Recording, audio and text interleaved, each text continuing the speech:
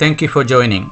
Today I am meeting HMZ Farouque in his own residence. My first memory about him, when I was a teenager, one of my uncles brought a newspaper and then he was featured in there that he had gone to Australia. That kind of inspired me. He has been a senior lecturer at University of Adelaide in the law field, and then he is a DA professor to many students. Let's meet him.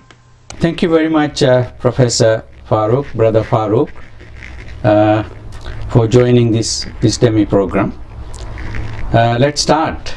Thank you for coming over to interview me at our own residence here in Moreland area of Melbourne City. We've been here from 1975. Yes. When we came from Sri Lanka, we were for a while in Adelaide, of course. And since my retirement from the University of Adelaide, where I taught for about 13 years in the law faculty, law being the area of my specialization in the University of Ceylon from 1957 to 1961. We moved here when I got a position in the University of Adelaide. And since my retirement at the age of 65 from University of Adelaide, we have moved here where the other children who graduated from University of Adelaide came over for their careers, and they invited us to join them here, and we are very happy to be living in Melbourne. Okay. Thank you for coming over, and it's okay, sir. It's a yes. pleasure to interview you. Now let's go back to the beginning. You were born in Akurana, Yes. Kandy. So Yes. let's talk about your humble beginning. Yes. As a matter of fact, I'm quite proud to be born in Kurugoda, Akurana, where my father was a very respectable citizen. He had been chairman in the 1930s, 32 to 1938, he told me, when he was elected soon after the introduction of adult suffrage. Everybody had the vote, men and women. What's your father's name again? T.M. Shahul Hamid. Yeah. T.M. Shahul Hamid. He was chairman for 2 terms, I think, of Udagampaha Gam Sabhava. Yeah. To Ate Kanua, that was where it was the office of the VC was. Yes, I heard that it used to be in Tangata, Ate That's Kanua. right, yeah. In fact, it moved to Aravatigoda, which is, I think, a better location. Yes, in fact, yes. Because it is just before famous shrine of a Muslim saint, somewhere in what is that place? Varakamura. Varakamura, yes. Right. Yes. Varakamura. Yes. Yeah. So when we go through that place, we put this. The Bengalis as well as the Muslims and Tamils, when they put a offering past that place, like the one near Mavanalla, near Hingula. That's right. Hingula, yes. So where there you can see the tolerance and acceptance of a Muslim saint. So many places around the country. About your family back again. So the house you were born is called Otudu. Yes. So is that right? Oh yes. So Otudu, some people refer to it as Otudu. Otudu means the tile house. Maybe that was the only tile house that used to be around there. I'm not sure what it was. You see, it must have been, because tiled houses were not so common, I think, in those days. How many siblings you have? Oh yes, I have my elder brother, Dr. Maruf, whom you know, I believe. Of course. And then I have had 2 sisters. Yes. And a younger sister, younger to them, passed away, called Jazima, many years ago. I had never seen her face. Right. And as a matter of fact, my 2 sisters were married to business people in Malbana Hinna, which I believe is your... Yes, I am from. Akurana is a collective name Yes. for all those villages. Yes. You see, between Alavatugoda and Ambathan. Yes. You see, along the Mathale Kandy Road. Yes. You see, and it extends, as you know, from Ambathan. It goes to Budugohoten, where you get some, huge mansions built in more recent times. Yes. In that area referred to sometimes as Veliketia. Yeah, Veliketia is part of that one actually. Oh, Budugohoten has so many little places. Veliketia is one of them. That's right. And then it goes back to Kasavatta. That's right. Okay. I happen to know these things a little. My memory has preserved this in my mind, because I wrote a little treatise, so-called thesis, if I might call it that, for my extramural geography prize. One of the prizes I got in St. Anthony's College, where I studied, near Katugastota, you see, on the banks of the Mahaveli Ganga. Yes. And that is where I had all my school career. So did my brother, you see. My sisters went to the convent nearby, you see. Okay. Yeah. Okay. So let's go back again. You said you were born in 1930. 38. So Dr. Maruf, he was born in 1935 December. Yeah. Okay. And I was born in early 1938.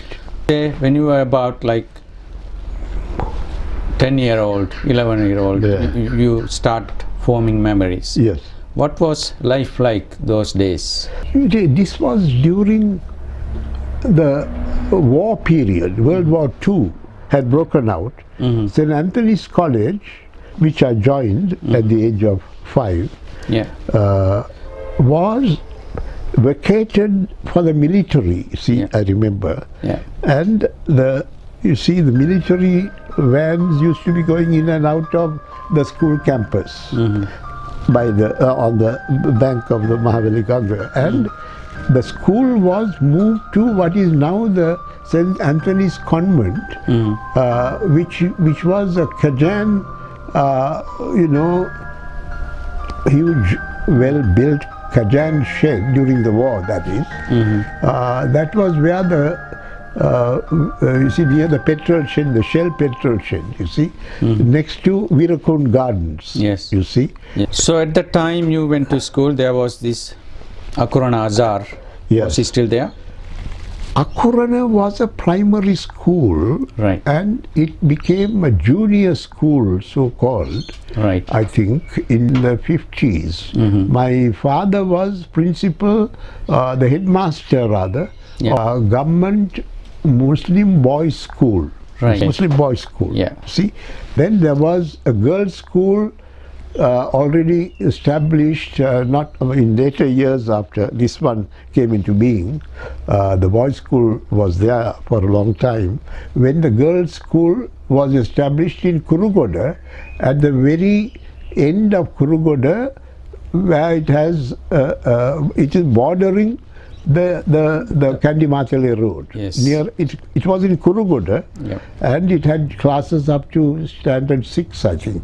You see, and then another girls' school was established, Akurana near the Akurana town. You see, I believe it is still there. It's still there. It's become really big school now. I see. Oh, I see. Akurana Balika. That is, yes. Let's talk about again what was life like. Say, what was the transport medium? Oh yes. What were the things? I mean, in those days, during the war, actually, I remember very vividly going by buggy cart.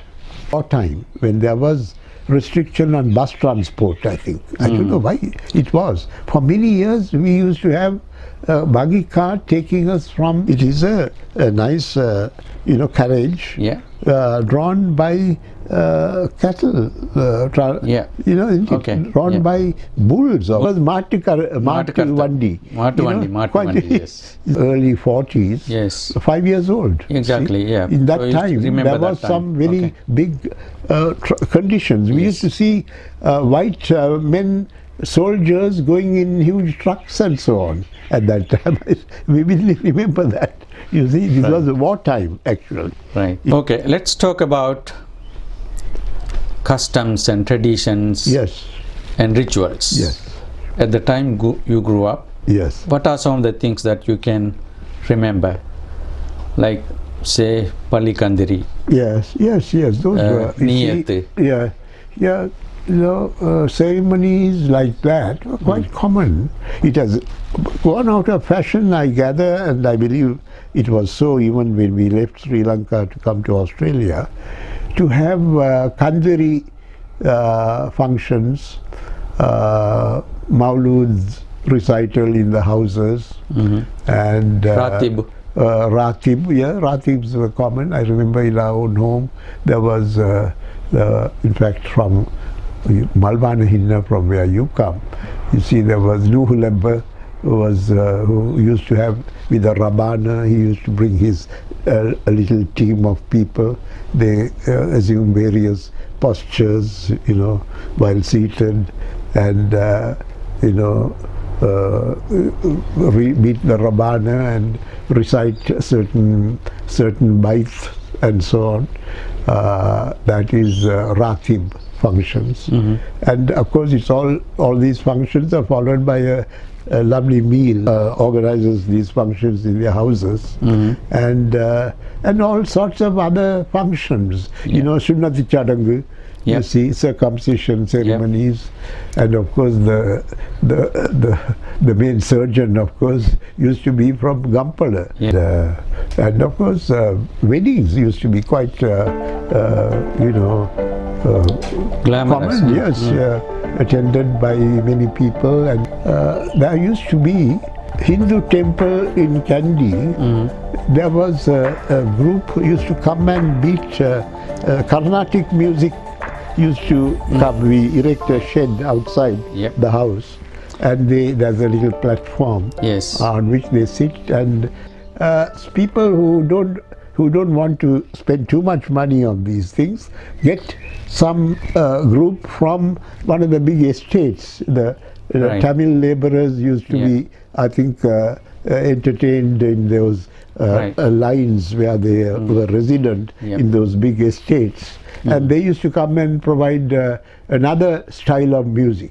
You see, in somewhat bigger drums and so on. You see, I think these things have gone out of fashion nowadays. Yeah, I remember my sister's wedding. I was about 4 years old, and I remember exactly what you described. There was some sort of a stage-like thing, and there were a few people. It's a team of musicians. And then there was this loudspeakers tied to a tree. Right, that was always there. Loudspeaker, the whole neighborhood and the village was entertained by this. And they would also invariably be neighbors are all invited for these functions and provided them an excellent meal around the sahan. They eat. And of course, ladies have their own areas where they eat with their, other ladies. And this is how it used to be. I believe some of these functions are out of fashion now. Exactly. Isn't it? Because there's more. I think the present philosophy of not spending too much on these entertainments, somewhat, puritanical approach to a lavish expenditure on functions has taken hold of people, and everything is a little bit simpler nowadays. Simpler, partly to do with slow change in practicing religion, maybe. Yes, right. The ulama nowadays, this is what I gather, and I think I'm correct in saying that they use their influence to discourage lavish expenditure on mere entertainments, you see. And I think this somewhat more, puritanical approach to these sorts of expenditures has taken hold of people's imagination, and they find there is sense in that too. Okay, let's talk a bit about intercultural connections those days. relations with Yes. Tamils and Sinhalese Yes. at the time you grew up? Yes. Oh, yes. Lots of the Muslim schools used to have Tamil teachers, you see. I remember the staff of the school of which my father was headmaster had a number of Tamil teachers. There was Nadaraja, the various other, Tamil teachers. They were a good influence on the teaching in those colleges. But since then, of course, you see, I believe from the early 40s, most of the Muslim schools have tended to be staffed by Muslims who went to training colleges like Adelaide training and Maharagama, I believe, and institutions like that, founded and supported at that stage, not entirely by government. I think philanthropists like Sir Muhammad Makan Maka in Gaul and NDH Abdul Kapoor, well-to-do business people, gem merchants, and so on. They have been very philanthropic in the patronage of colleges where these Maulavis have trained, as well as training colleges, I believe. Now let's go back to your own life. So you studied at St. Anthony's. Yes. You did something like A level. Yes. And HSC. HSC. Yes. And then you went to university. Yes. So what was the university? Oh yes, University of Peradeniya. You see, University of Ceylon, Peradeniya campus. Okay. There was only one university in Ceylon at that time. stage. Apart from colleges which prepared students for other universities. Okay, so you were in Peradeniya. What was the degree? Oh yes, I did my law degree.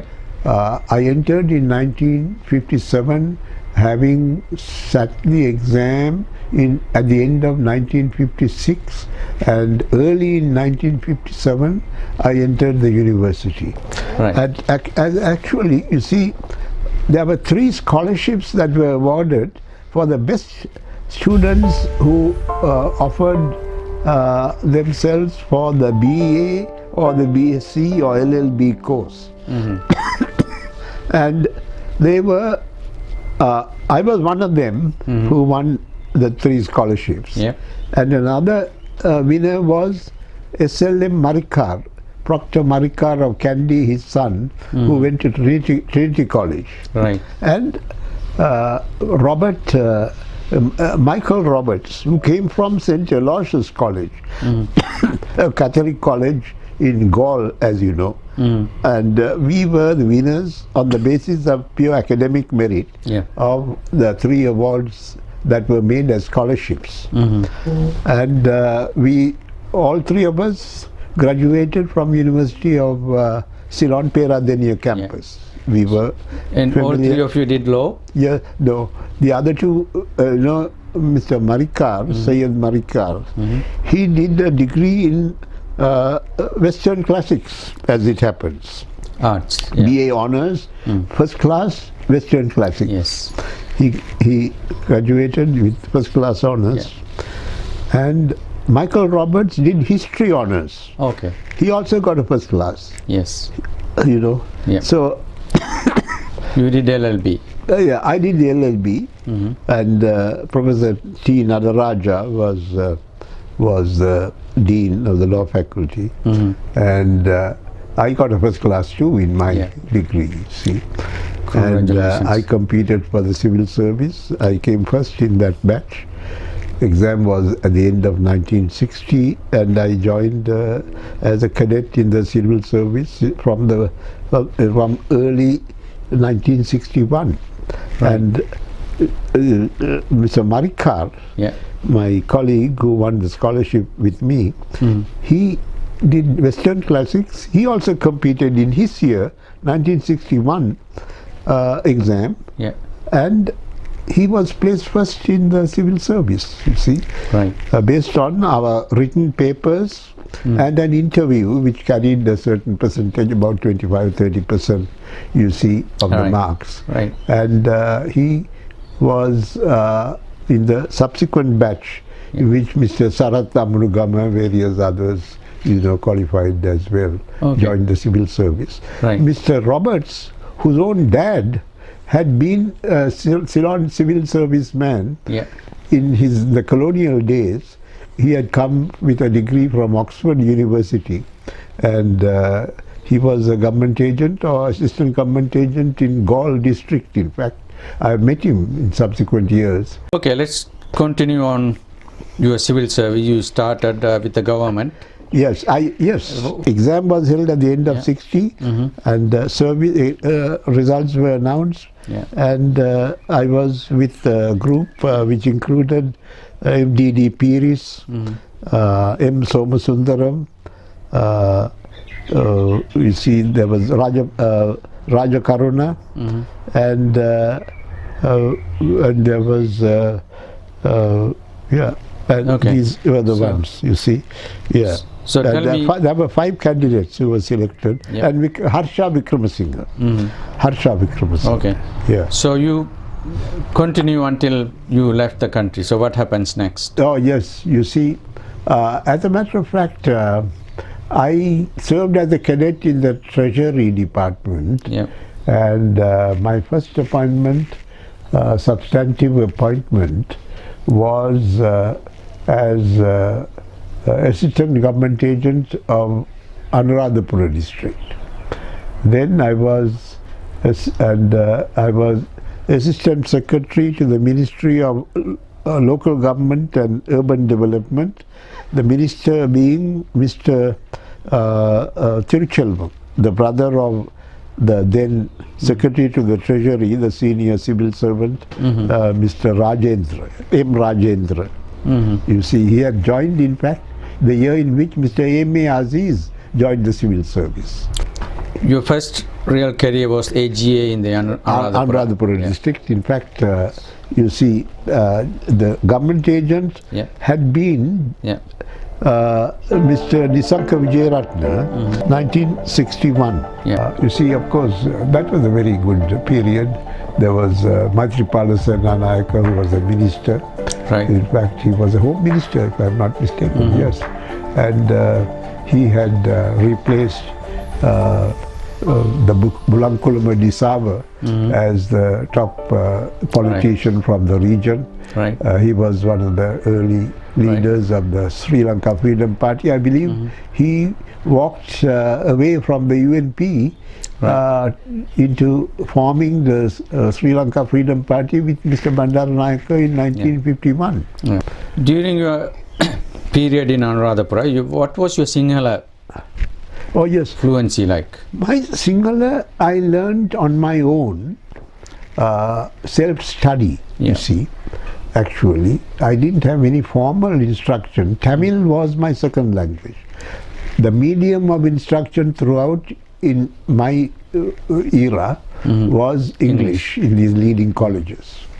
And Tamil was my second language. So you and still I used spoke to be Tamil very at good. home? Yeah, yes, of course. Yeah. We always spoke Tamil at home. Right. And you see, and Tamil, I was very good in my Tamil. In fact, I used to get the class prize in Tamil, you see.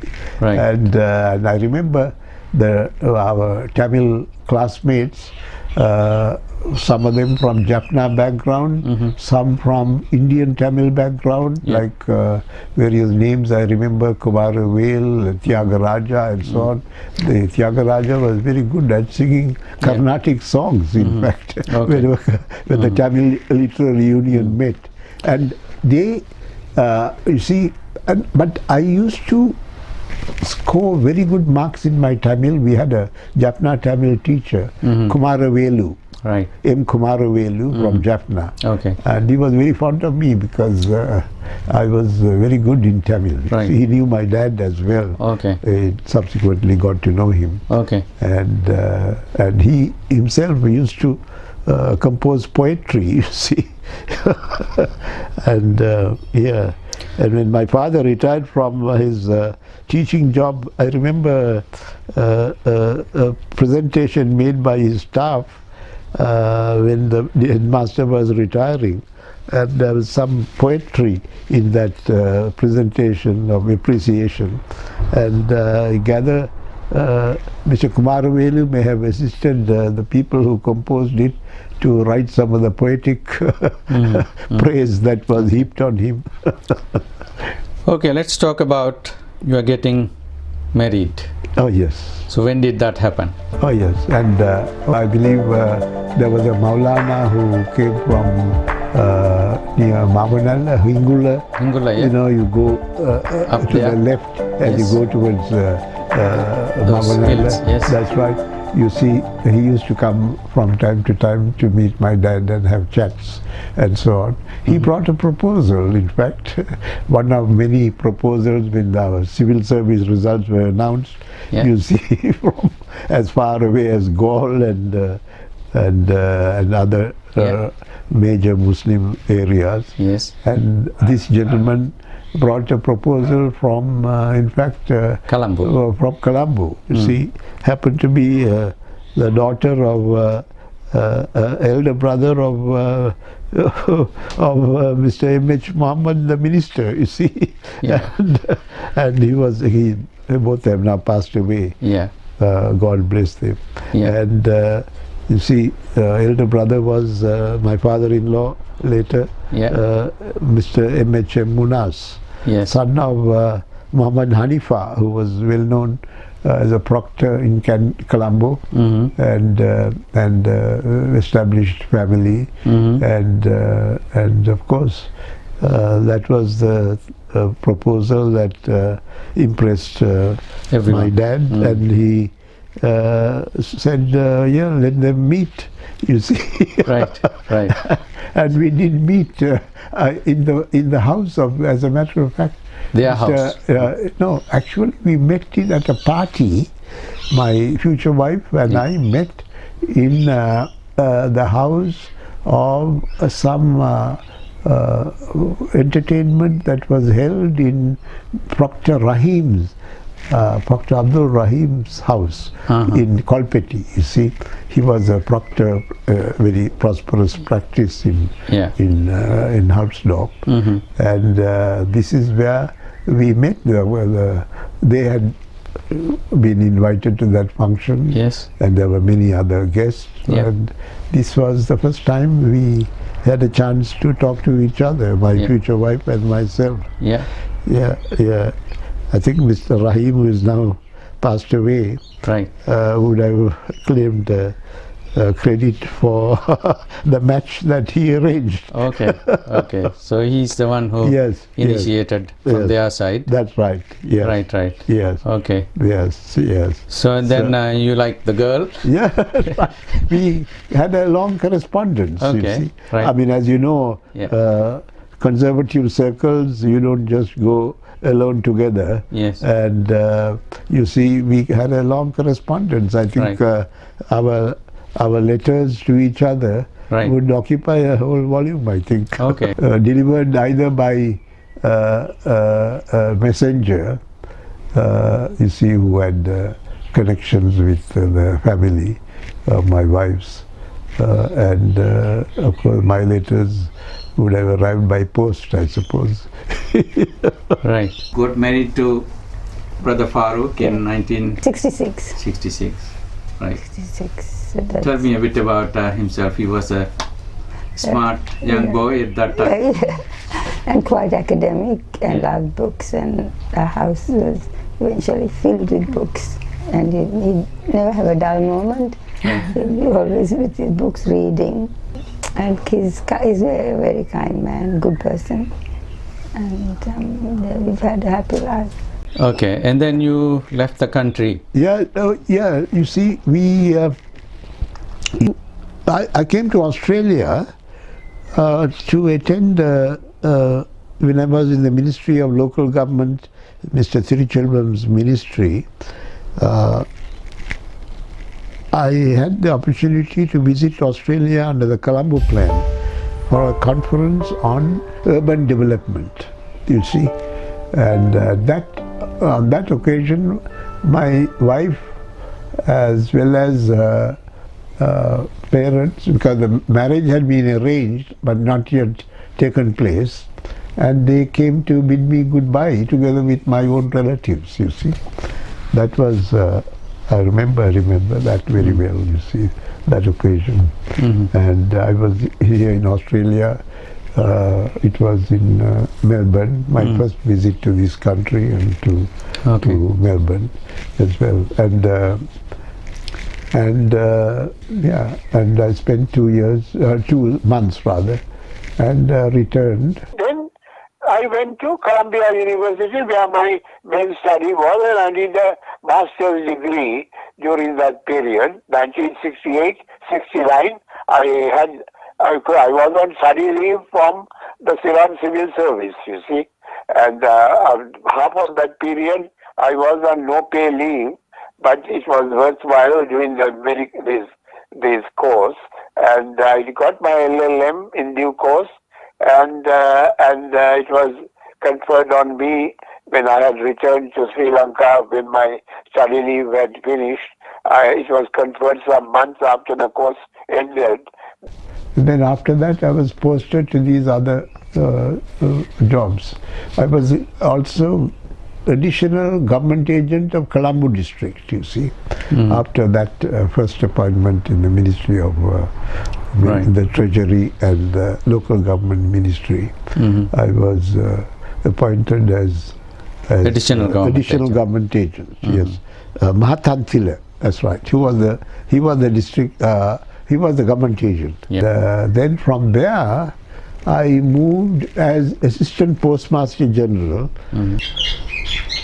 After that, I went, and then I became Registrar General of Marriages, Births, Deaths, and of Lands. Okay. Registrar General of Lands and of Marriages, Births, and Deaths. A position I occupied up to my retirement at the early age of, I believe, 38. Right.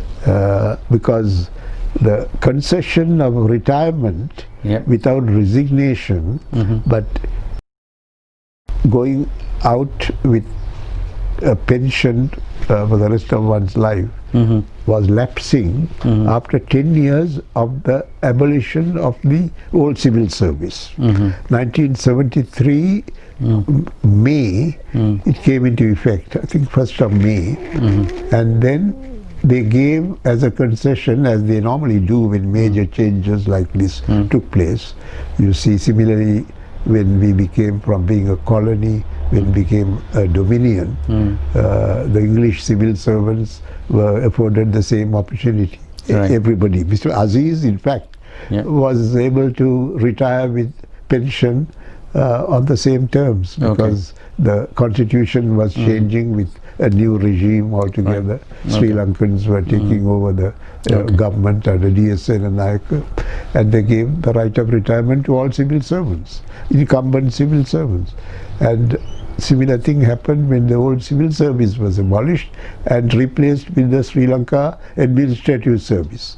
And I was one of those who used the right of retirement, because I had been approached at this stage through some people whom I had known in the legal field by the University of Adelaide, and the head of the Department of Law in the University of Adelaide was passing through Colombo. He wanted to interview me before he left for England for some visit of academic conference or something.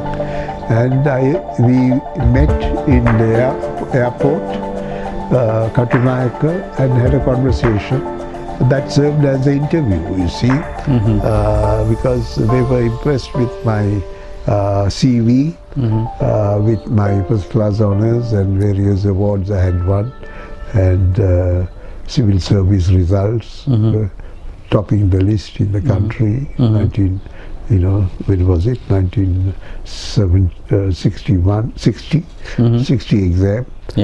And so he went back from London and wrote to me and said whether I would be able to come on such and such a month. Right. The following year, I think. Right. You see, Right. enabling me to wind up things in Sri Lanka. Yeah. And that served me quite well, you see. Yeah. And I accepted the offer and received my letter of appointment. Yep. And then, of course, Mr.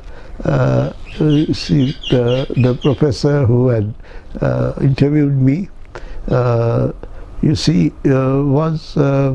there to receive me at the Adelaide airport. You Okay. see. Okay. Yeah. Now, how big was going to Australia from Sri Lanka those days? During those early days, the non-Anglo-centric Sri Lankans were not particularly desired, because the White Australia policy was still having its effect on the recruitment of Sinhalese or Tamil or Muslim occasionally background. But this pattern was changing at this stage, because this was the period when Harold Holt was the Prime Minister of Australia. He was of the Liberal Party, the more conservative wing of Australian politics, and he was relaxing the old White Australia policy already, even before, under Prime Minister Whitlam, the White Australia policy was formally jettisoned. You see, after that, of course, they did not have this somewhat backward policy of racial, exclusivism with regard to admitting graduates, admitting even normal migrants. You see, and the universities, of course, being what they are, didn't feel happy with that sort of policy based on, in the world that was emerging, you see, of which Australia was a part, in the British Commonwealth countries. Even the name British was being abandoned in naming the association. So they, and then when the Labour came to power in 1972, it was almost a dead letter. You see, the White Australia policy was formally abandoned by Prime Minister Whitlam, to his great credit. Okay. Yes. Interesting. Yeah. Okay, tell me a bit more about your life in Australia. So you finished at Adelaide Yes. in which year? Yeah, I finished in Adelaide 98. Okay. My retirement took effect. Okay. And they asked me whether I would still continue for some time As an on a adjunct, contract basis, which suited me. Yeah. And I continued on a short-term contract. Okay. And then moved to Melbourne 2003. Yeah. 2003. But- That's okay. right, with my family. Yeah. And my eldest son, Yeah. next to Faranas, was Omar, who is Yeah. now a director of cardiology in the University in the Austin Hospital. Yes. And he was a young boy, you see, Yeah. born in 1971. Right. Yeah, yeah. Okay. So continue on about the other children. You have 7 children. Yes, that's right. Yes. So the first one. What's her name? Yeah, Farah. Faranas, Yeah. Omar. Next, Kamal Farouque. So what does he do? Kamal is a barrister. He graduated in law, University of Adelaide, Yes.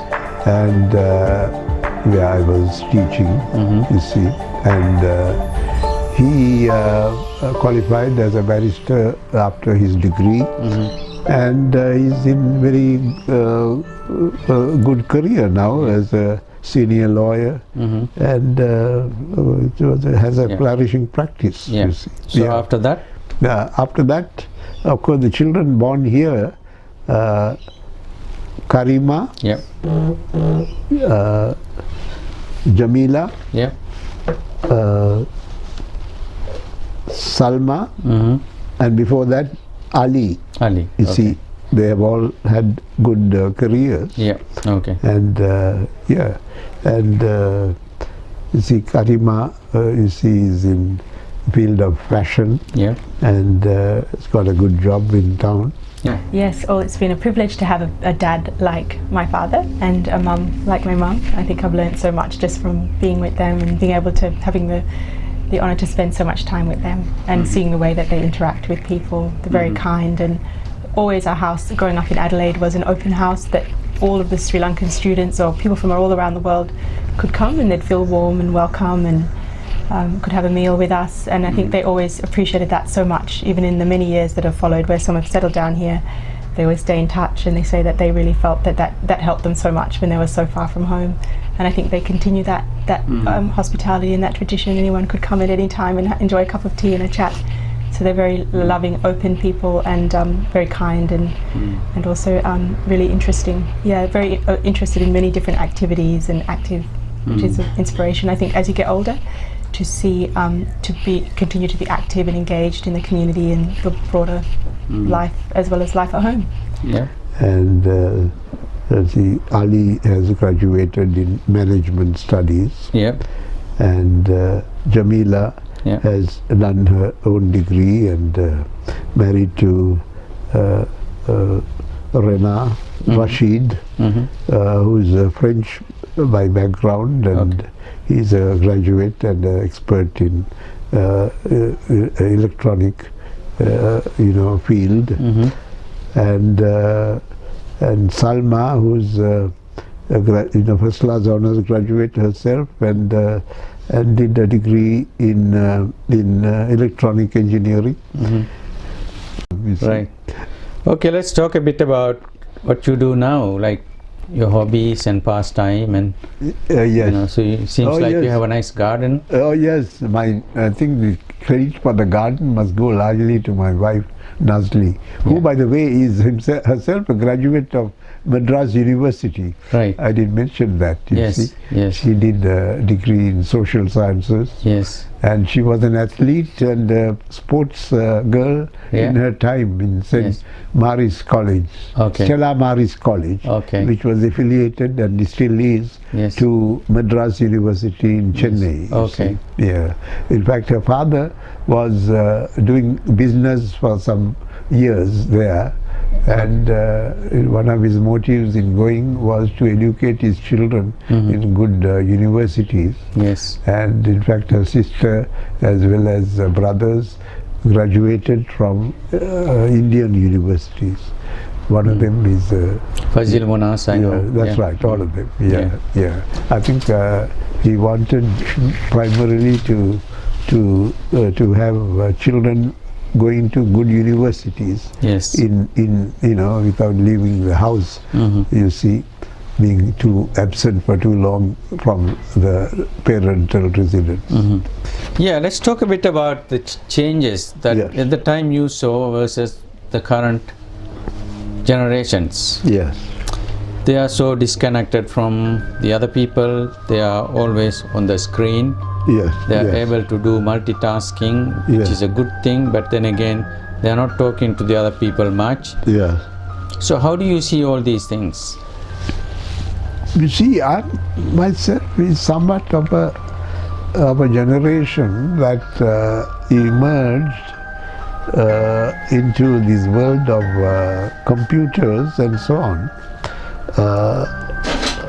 somewhat later in my professional, career. About the world of the what do you call that, digital age, isn't it? But I think you're different. Yes, I'm kind of caught between the two. During my undergraduate years, the internet came. Yes. In the mid-90s. Yes. So what advice would you give to the future generations?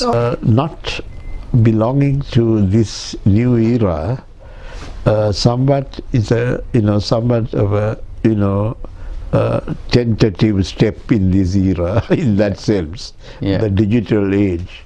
I don't think I should be qualified, should regard myself as qualified to comment on this, because there is no question.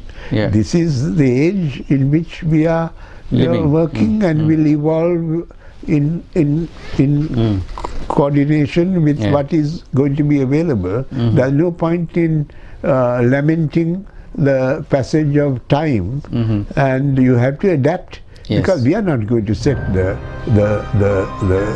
developments or the evolution of society. You have to adapt to what is going on in the rest of the world. And of course we come from a country which is itself, like other developing countries, is faced with the same problem, you see. And this is a big development of, like emerging into the industrial age in the 18th century, you see. The steamships came, and the sailing boats had to be given up. Then the aeroplane came in the early century, 20th century, 1910, or when was it? You see things, you have to adapt yourself. There's no point in wishing otherwise. You have to adapt. And I would be very unhappy if people don't read books 50 years from now. I'm sure books will not become altogether out of fashion, would they? You see. Do you envisage that situation? No, not really. I mean, people will still read book in a different, in a medium. There is a lot of things are on AV now, audio visual. The knowledge is kind of transferred and infused through audio and visual format increasingly. That is right. You are a realist, you see. Yes. But the thing is now, again going back to Sri Lanka, for example, I say you got this government cadetship, because you had this first class, but also other skills involved as well, right? But these days it's a little bit different. Like even people without first class or people without even formal education are able to demonstrate their capabilities, and they can develop capabilities as well, even without going to universities. So you seem to be reading a lot of books. What is your favorite book? I find that the old novels are a bit too long, to finish. Never finish. And so that age I have passed now. I don't read novels unless they are particularly arresting theme, but I would rarely have time for Charles Dickens, or I got lots of volumes of Charles Dickens. I wanted my children to read them. You see, in fact, I got the whole set. In fact, when we were in Adelaide, I don't find that they are reading them either. You see, they also caught up in the digital age. You see, lots of my prize books were, you see, connected with that era that has passed. Walter Scott, Dickens, Shakespeare's poems. Of course, I did English literature as one of my subjects for the HSC. In fact, you see, I had a very good master called Mr. George Barnabas, who was my master in English literature. And also we had a class teacher in the university entrance forms, Mr. George Denlow. Mr. Denlow was excellent, one of the best school teachers of that generation in Sri Lanka. And he was one of those who encouraged reading and literary subjects, and he used to produce. In fact, I remember in one of those term magazines that he used to produce every term about the college news and so on. He published a speech which I had made in the college hostel, because I was in the hostel. I did mention that in the school hostel for the last 2 years or last 3 years of my school life. Mr. Denlow who edited this thing, he edited the college magazine as well, and the term magazine. You see, he published, he attended this dinner for the school. The chief guest was the government agent of that time in Central Province, in Kandy. And you see, I was chosen to make the toast for the chief guest, which included several professional men in Kandy, and he published that whole speech of mine. Yes. Let's talk about some of the involvement you have been in, like in community services and so on. Yes, like yes. USMA and AFIC. Yes, yes. You know, whenever you go to Sri Lanka, you are asked to give a talk. Yes. Yeah. Yes. So could you go back to some of those memories? Yes, it was good to keep in touch. You see, and I do get. You see, even in Australia, I was Vice President of the Australian Federation of Islamic Councils. I was elected. Yeah. I was elected as the President of the Sri Lanka Association, the General Sri Lanka Association in Adelaide, and then also of the Muslim communities, all Australian organization called the AFIC, Australian Federation of Islamic Councils. The chairman in my time there was Professor Al-Arian, and I was vice president. Yes. And I've been associated with this sort of voluntary associations, countries like this, where democratic freedoms and multiculturalism flourishes. Right. And you see, I've made my contribution. We used to go for monthly. I used to go from Adelaide for monthly meetings of the committee as vice president. And the Muslim community is well served by talent from various countries, India, Pakistan, Egypt, and English-speaking countries where English is commonly spoken by the educated class, besides Arabic or Urdu or Malay. And I think it's one of the good things about this country, to be able to fully participate and preserve your identity in this multiculturally friendly society, which is Australia, you see. I know, you see, that's one of the pleasures of living in this country, see, to preserve your cultural orientation. Besides, besides becoming fully fledged citizens of the country in which you settle, multiculturalism means being good citizens and not forgetting your identity of a distinctive nature that you bring with your own community, either derived from religion or language or any other orientation. That's important to keep. I think so. I think people are better citizens for being able to exercise that freedom, you see, without being bludgeoned into anything, because that is the nature of democracy. You have come to this level, you have 7 children, they are very successful. So who you think inspired you the most? My dad was, as I said, as a leader of his, Akurana, Udagampaha and those local government things. You could imagine as early as 1932, since then, of course, there have been, Akurana itself produced the minister of Mr. A.C.S. Hamid, who was a student of my dad's in Akurana Muslim. You see, he was a student there, you see. His father was an alim himself. And he used to lead prayers as the Imam of the Kurugoda Mosque, I remember. Because you are an inspiration to Akurana people. So whenever I go to Akurana, for example, people will ask, that's one of the key things, even though you are not there all the time, but you are a living legend there. So what kind of message you like to give to, say, people of Akurana or people of Sri Lanka for that matter? They should not hesitate to take opportunities that we presented by life's experience.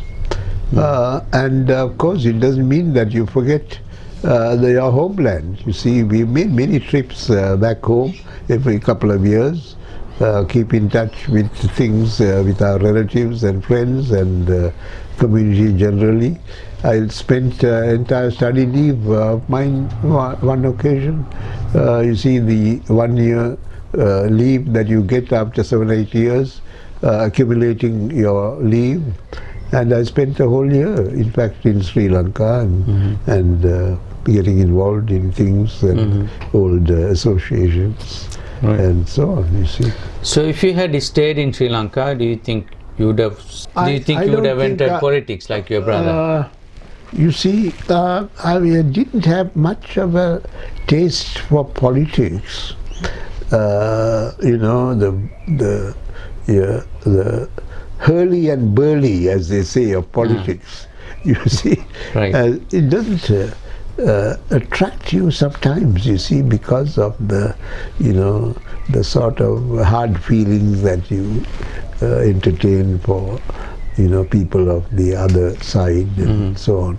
That is not something I thought somebody who has something to of a sensitive nature would be repelled by it sometimes. Unfortunately, unless politics is conducted in a more civilized manner, you might feel repelled, see, unfortunately, because it does need the best brains, the political leadership. But sometimes you find when you look around, not only in Sri Lanka but elsewhere as well, the best types may not be always attracted, you see. The somewhat repellent types might be attracted, and that would be unfortunate for the country. You see, not only in terms of integrity coming from moral character, but also in terms of their quality of their political ambitions formed around pure love of power. And you see, really, I think that this is a big problem of democracy you find in Plato's Republic, written many centuries before the Christian era. These problems discussed, you see, by the early philosophers of Hellenic tradition. Now, this is one of the realities. I think politics has to be conducted in a civilized way, and then it will attract the best people, you see, I think. Yeah. You see, and look at India's example, for instance. You see, there was Pandit Nehru, whose biography and life I have read in my time when I was an undergraduate, and look at some of the types which are occupying those positions even there. You see, this is what I'm talking about. Okay. India is not the only country. There are others as well. On that note, let's briefly talk about your brother, Dr. Farouque. Yes. What is your briefly? Oh yes. So what made him go to politics? He was always inclined that way. In fact, I sometimes used to wonder. In fact, he himself sometimes wondered whether he would have been a better politician if he wasn't a family GP. You see, so that all depends on each one's inclinations. My brother, did a lot of work in the Akurana and the surrounding areas, and you see, for the improvement of the schools. He had a passion for that sort of work, and that is why he offered himself. But he has lately fallen sick, and he's really given up politics, and he's now at home, resting and being looked after well by his loving family, and his son Bilal and his mother Hafsa, who is in fact related to the Maka family. Yes. So is there anything that And in fact, I'm in the process of writing a second, preparing a second edition of my father's Islamic Tamil poems. He had a poetic gift which we published in 1972 when under the title Kida Podana Ranjitham, you see, edited by the then Deputy Librarian of the Colombo Municipal Council, S.M. Kamaldeen, who was a Tamil scholar, and he, you see, he's passed away not long ago, and I've got the very able hands of Mr.